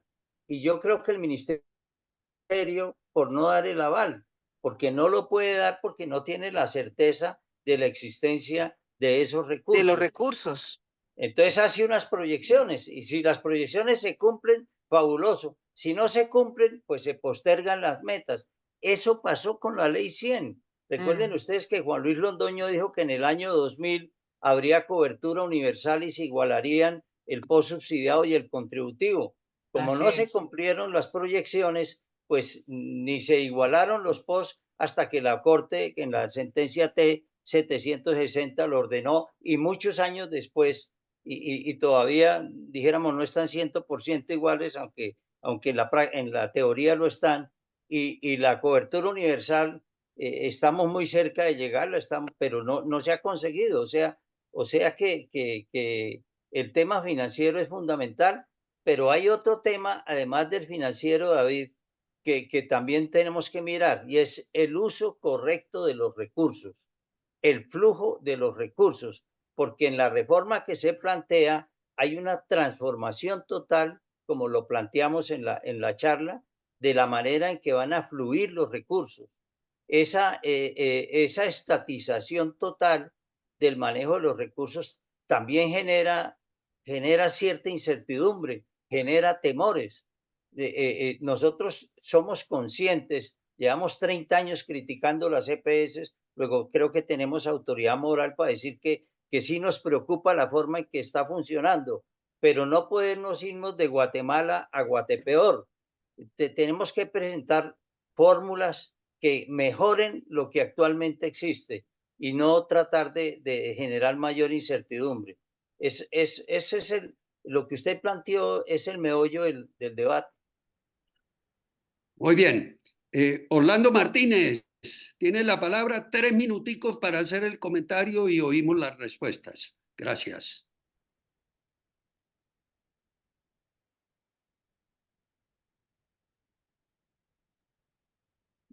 ¿Está conectado Orlando Martínez, que dejó escrito que pedía la palabra? Si no, le pasamos la palabra a William. Ya, Jorge. Ya, Orlando, listo, tiene la palabra. 3 minuticos. Mire, yo voy a hacer unas observaciones en mi calidad de economista. Me pareció interesante la presentación de Germán Redondo, de, digamos, la complejidad de los diferentes niveles de salud. Y en segundo lugar, me llamó mucho la atención el problema de financiamiento de salud. Yo pienso, mi primera observación es que yo creo que se han venido discutiendo una serie de temas en política social, en este caso en política de salud, muy dispersos, con muchos, con énfasis en muchos objetivos, o sea, en multiobjetivos, y eso es muy difícil de manejar dentro de un sistema de planificación. Por lo general no se logra. Todos esos logros intervienen diferentes tipos de variables económicas, por ejemplo, variables de carácter social, el asunto de que vamos a llegar a acuerdos fundamentales, etcétera. Ese tipo de cosas le viene haciendo en este gobierno principalmente mucho daño a toda la economía nacional. La segunda observación que yo hago es esto. Toda intervención del Estado debe ser reducida al máximo. Nosotros estamos basados en un sistema de libre empresa y tenemos que regirnos por ese sistema de libre empresa. En la forma como se están haciendo las cosas, el Estado lo que está es impulsando una serie de aspectos relacionados con mucha incertidumbre sectorial e intersectorial, que se reflejan en la economía, que se están reflejando a nivel del empleo, que se reflejan en el desempeño de los diferentes sectores económicos, incluso en el sector financiero. Y la perla son las reformas tributarias, que no tienen ninguna base. Este país, digamos, en materia de reformas tributarias, ahorita la orientación es de que hay que ejecutar un presupuesto con desfinanciamiento. La verdad es que esa óptica entre una política ortodoxa económica no tiene ningún sentido. Los ingresos deben ser iguales a los gastos. Entonces el presupuesto nacional tiene que ajustarse a eso. Y claro, la consecuencia de crear esa incertidumbre y exigir mayor dinero se hace bajo el criterio de que aquí en Colombia hay demasiada gente rica, que los que ganan mayores recursos son los que pagan, o que las personas que están ganando más tienen que pagar más al sistema de salud porque le están quitando recursos al resto de la población. Eso desde mi Orlando, punto de vista. tienes un minutico más, Sí, porque es que eso desde mi tenemos punto de que vista, ceñirnos al tiempo. de vista no tiene ni Eh, nada. Entonces, ¿qué saco yo en conclusión de esto? Es que hay una reforma en salud que no va a conducir absolutamente a nada. A nada. Pensar en una estabilidad, por ejemplo, del índice de precios al consumidor a largo plazo en el 3%, eso no es cierto. Estamos jugando con el índice de inflación y negociando todo sobre una inflación esperada. Eso no se ve. Los salarios no reaccionan de esa forma y el sector productivo no relaciona. Entonces, yo soy pesimista en esa cosa. Yo creo que lo mejor para este país es terminar la injerencia del gobierno en materia de gasto público y centrarlo en las pocas cosas que puede hacer y el resto dejarse a los actores privados. Ese es mi pensamiento. Gracias, Orlando.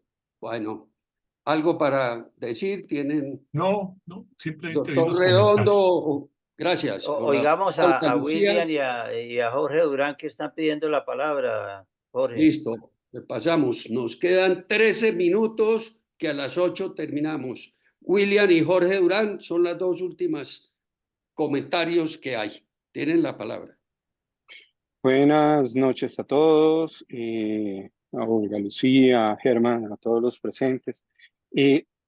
Teniendo ese panorama, teniendo la crisis actual, teniendo la necesidad de una reforma a largo plazo, no es hora de empezar ya a deponer ideológicamente unas contiendas y empezar a estructurar un plan de largo plazo en la salud de Colombia que aborde absolutamente todos los contenidos como la formación del talento humano, la reposición tecnológica, la inversión en la investigación, la misma salud colectiva que brilla por su ausencia y solamente se está desfinanciando para poder generar los equipos básicos, pero pues no se avanza en la salud colectiva, no se avanza en el reconocimiento de la medicina familiar y de los saludistas públicos como personal esencial dentro de estos espacios de la reforma.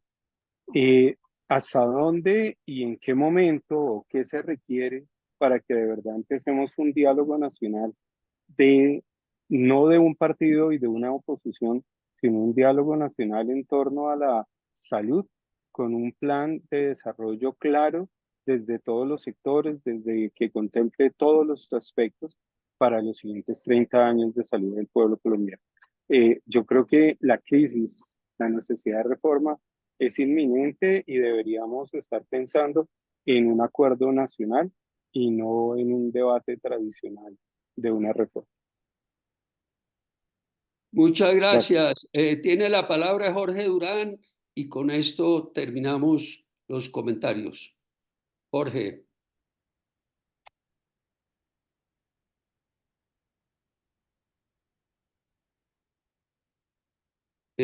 Jorge, estás con el micrófono apagado.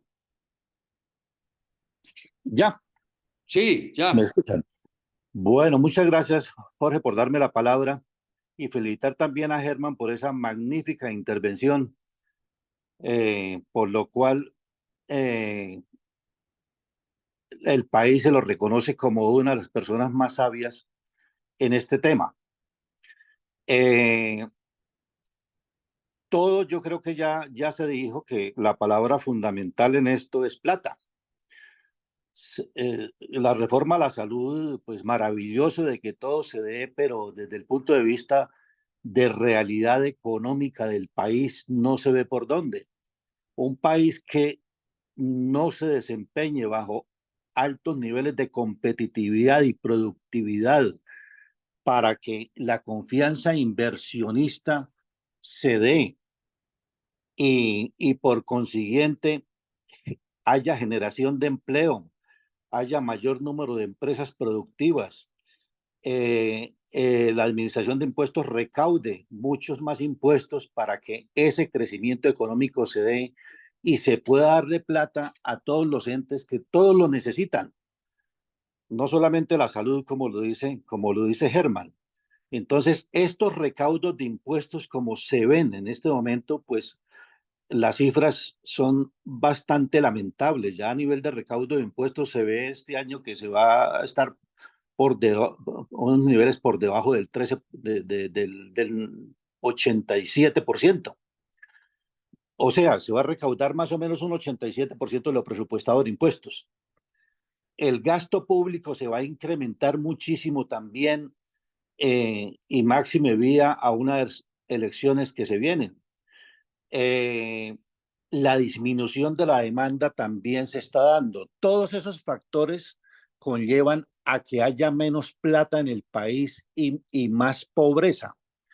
Entonces, si no hay la plata y las perspectivas cada vez son menores, pues estamos hablando de cosas que no se van a cumplir con los indicadores que de pronto se piensan porque no se ven por dónde salen las cifras que requiere el sistema de salud para que esto sea viable. Entonces es fundamental que los proyectos se aterricen desde el punto de vista económico y no nos vayamos a frustraciones tan grandes, especialmente en la salud de los colombianos. Gracias, Jorge. Perdón, Orlando Martínez tiene ocupada la pantalla con el computador de él. Le ruego el favor de apagarla. Bueno, yo quisiera darles las gracias por el espacio, por permitirme compartir con ustedes este espacio. Decirles que efectivamente creo que, como lo han mencionado, no, pues aquí el problema no es coyuntural, aquí el problema es estructural. Y que lo que deberíamos empezar a hacer, y estoy de acuerdo con William, el acuerdo nacional frente a lo que debemos realmente, en lo que debemos invertir, y si realmente lo que tenemos que hacer es una reforma a la salud con el actual sistema o reformar todo el sistema. O sea, aquí creo yo que el aprendizaje de lo que ya tenemos de esa primera discusión de la reforma fallida es que no es eso lo que tenemos que hacer. Aquí tenemos que reorganizar el sistema, tener otras fuentes de financiación, empezar a hablar que si estamos hablando de atención primaria, tenemos que hablar de saneamiento básico, de agua potable, que la mitad del pueblo colombiano no lo tiene. Entonces, efectivamente estamos en puntos de acuerdo, es decir, los puntos de encuentro son más que los desencuentros, y que aquí no hay recursos para implementar hoy las expectativas que se tienen ni de los centros de atención primaria ni de la formalización del talento humano, pero que son todos deseos, es como la lista de deseos. Y que la invitación es a que podamos de verdad seguir trabajando, que no se pierda ese impulso de ese gran colectivo que se ha organizado de los acuerdos fundamentales, y que podamos avanzar en la construcción de una propuesta de largo aliento de reorganizar, de hacer un sistema de salud que sea viable, sostenible para la población colombiana. Nuevamente, muchas gracias, un abrazo fraterno, solidario, y yo me despido porque ya tengo que ingresar aquí a otro tema. Gracias, doctora Olga Lucía, por la compañía. Doctor Germán Redondo, ¿qué tiene para Bueno, un decir? abrazo para Olga Lucía, muchas gracias por acompañarnos. Ella siempre es una parlamentaria que ha estado atenta con el sector de la salud durante el debate a la reforma, al proyecto de ley 339. Incluso a través de ella logramos hacer algunas modificaciones de algunos artículos que consideramos muy nocivos. Esto es un debate para largo y desafortunadamente, como ella misma lo dijo, si el debate se va al terreno político y prima la polarización, podemos llegar al peor de los escenarios, es que no haya ninguna reforma. Y la reforma, por los puntos positivos que tiene, se justifica. La reforma es necesaria para solucionar algunos temas estructurales, que tal vez no sea la que propone el gobierno cuando nosotros señalamos las fallas que puede tener. Lo hacemos con ánimo proactivo para tratar de construir, para tomar las palabras de David, el mejor sistema de salud posible de acuerdo a las condiciones que tiene el país. Muchas gracias, Germán, por esos comentarios. Yo antes de terminar la reunión, como es nuestra costumbre, ahorita hago el cierre oficial, me gustaría anunciar la próxima. Cristina, por favor.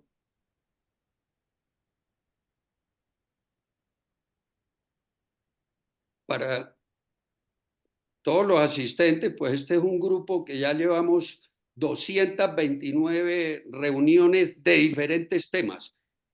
Hacemos parte de este grupo 228 personas de diferentes áreas del saber.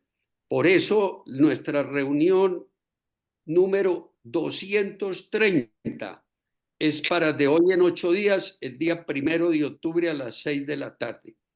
Y un tema muy interesante, comida santanderiana, y va a estar con nosotros en el conversatorio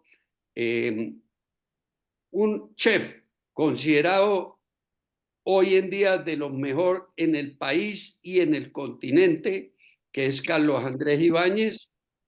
Él es de Bucaramanga, santanderiano, y nos va a hablar sobre la comida santanderiana. Y el moderador, Guillermo Enrique Gómez, que es el presidente de la Asociación Colombiana de Restaurantes. Entonces, los invito a todos a este excelente conversatorio para de hoy en 8 días.